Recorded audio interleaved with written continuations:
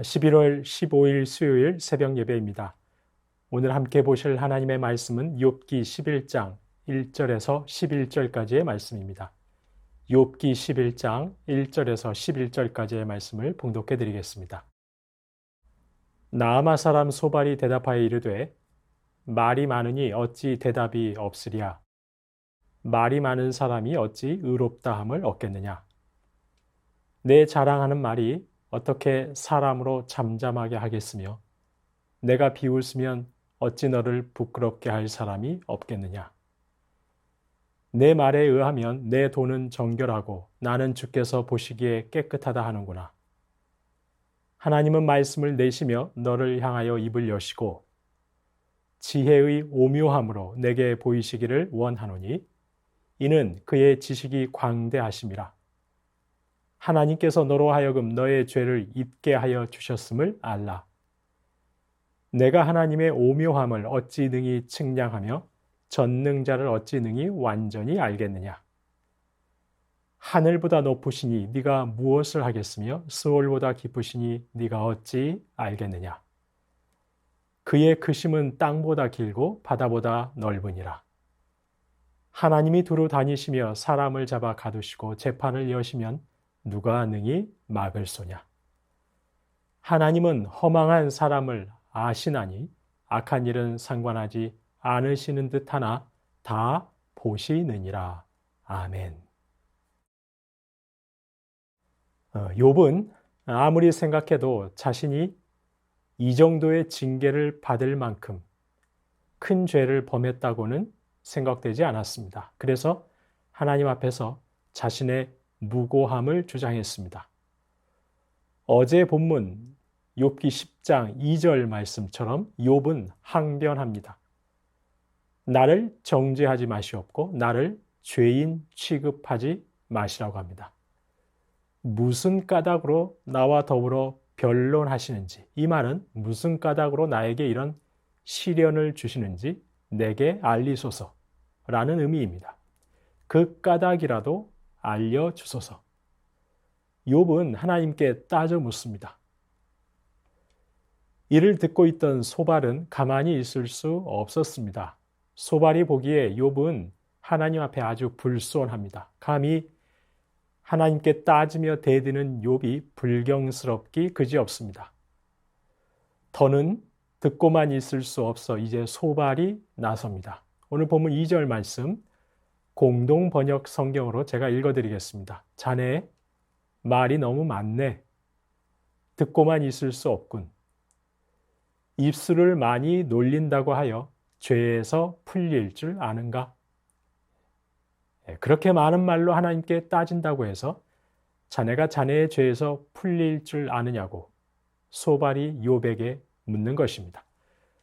소발 역시 욥을 죄인으로 단정합니다.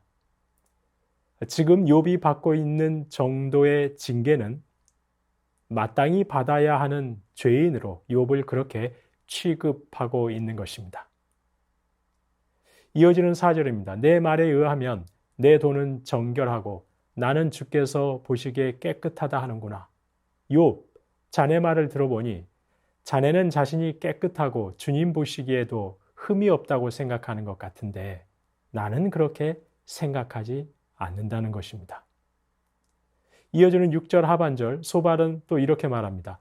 하나님께서 너로 하여금 너의 죄를 잊게 하여 주셨음을 알라. 이 말은 하나님께서 자네에게 내리시는 벌이 자네의 죄보다 가볍다는 것을 알아야 한다는 뜻입니다.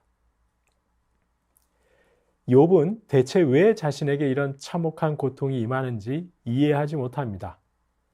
그런 욥에게 소발이 하는 말, 하나님께서 자네에게 내리시는 벌이 실은 자네가 범한 죄보다는 가볍다는 것입니다. 그러니 오히려 감사라도 하라는 말인 것일까요? 소발의 말은 얼마나 잔인한지 모릅니다. 게다가 앞서 욥은 자신의 무고함을 주장했었습니다. 이에 소발이 말합니다. 지혜의 하나님은 모든 사람의 잘못을 분명히 아신다. 오늘 본문 9절에서 보시는 것처럼 하나님의 크심은 땅보다 길고 바다보다 넓다는 것입니다. 그래서 11절입니다. 하나님은 허망한 사람을 아시나니.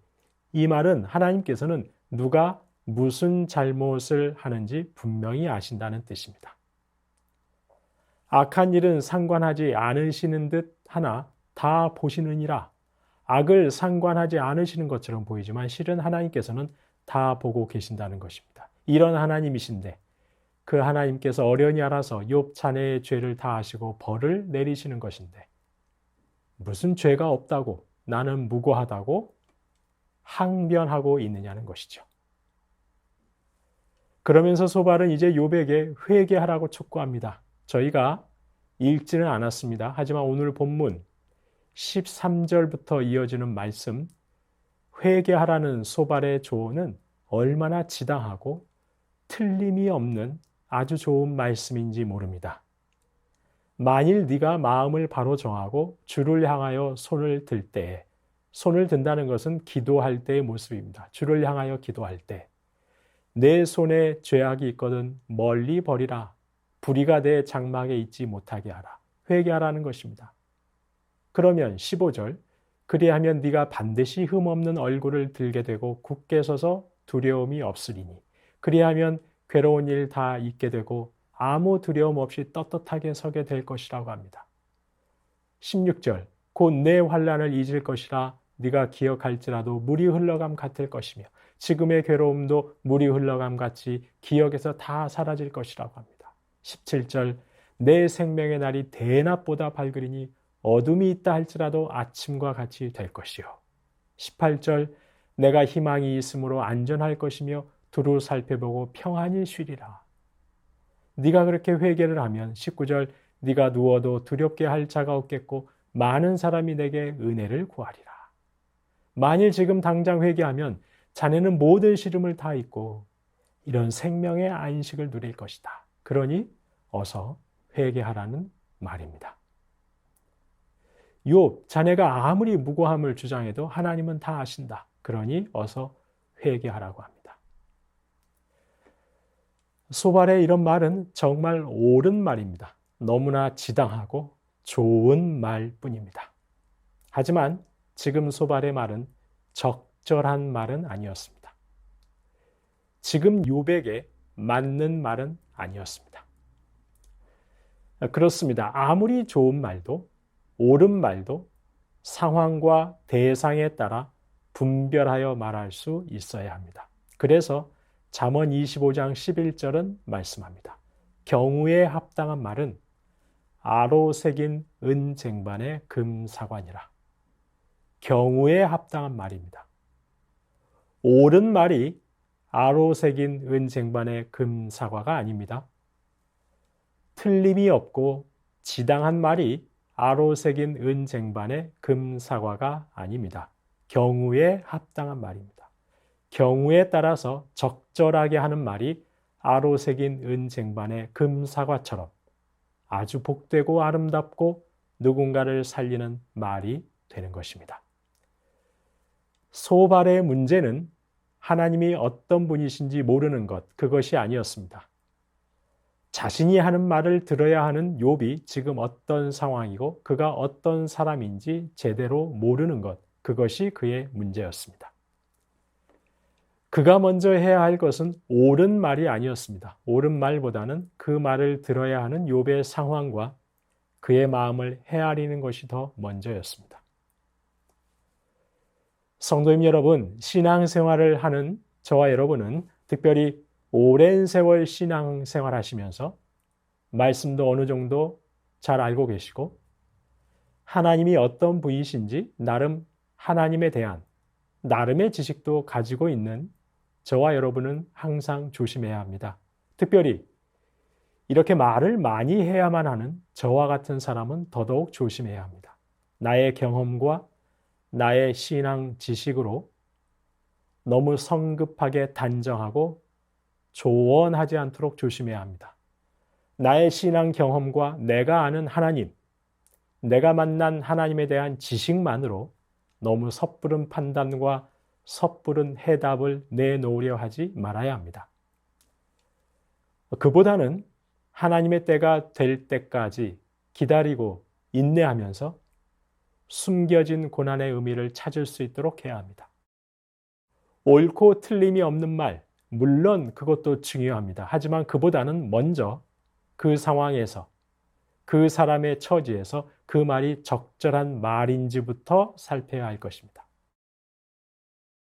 부디 저와 여러분이 하나님께서 은혜를 베풀어 주셔서 경우에 합당한 말로 절망에 처한 이에게는 소망을 주고 우둔한 자는 깨우치고 유리방황하는 자는 돌이킬 수 있는 그런 경우에 합당한 말을 하실 수 있기를 주님의 이름으로 축원합니다. 주신 말씀 기억하며 기도하겠습니다. 주님, 나의 신앙 경험과 내가 만난 하나님으로 섣부른 판단과 해답을 내놓으려 하기보다 하나님의 때가 이를 때까지 기다리고 인내하며 숨겨진 고난의 의미를 찾을 수 있게 하옵소서. 옳은 말도 중요하지만 그보다는 경우에 합당한 말, 상황과 처지에 적절한 말을 할 수 있도록 주께서 저희를 인도해 주옵소서. 주신 말씀 기억하며 기도하겠습니다.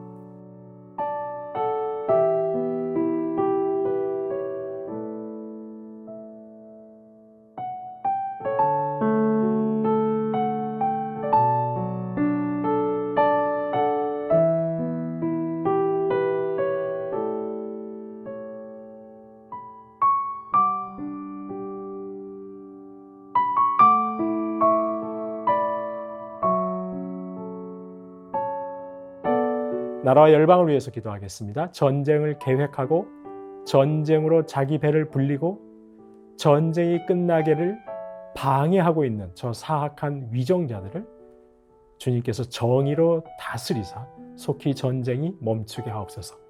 경제적 어려움으로 고단한 하루하루를 사는 분들을 위한 정책들이 마련되게 하시고 청년들이 소망을 품고 살 수 있는 이 나라 되게 하옵소서. 나라와 열방을 위해서 함께 기도하겠습니다.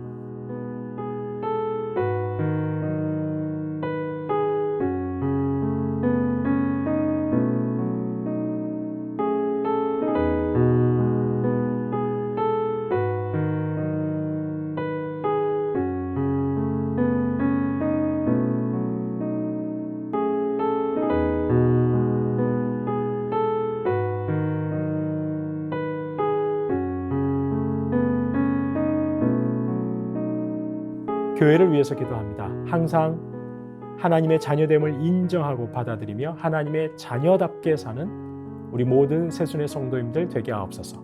내일 있을 수능시험, 우리 사랑하는 수능 수험생들을 지혜와 건강으로 붙들어 주옵소서. 한 해 동안 베푸신 하나님의 은혜를 기억하는 이번 주 추수감사주일 되게 하옵소서. 시니어 어르신들 강건하게 하시고 믿지 않는 가족들 속히 구원하여 주옵소서. 교회를 위해서 함께 기도하시겠습니다.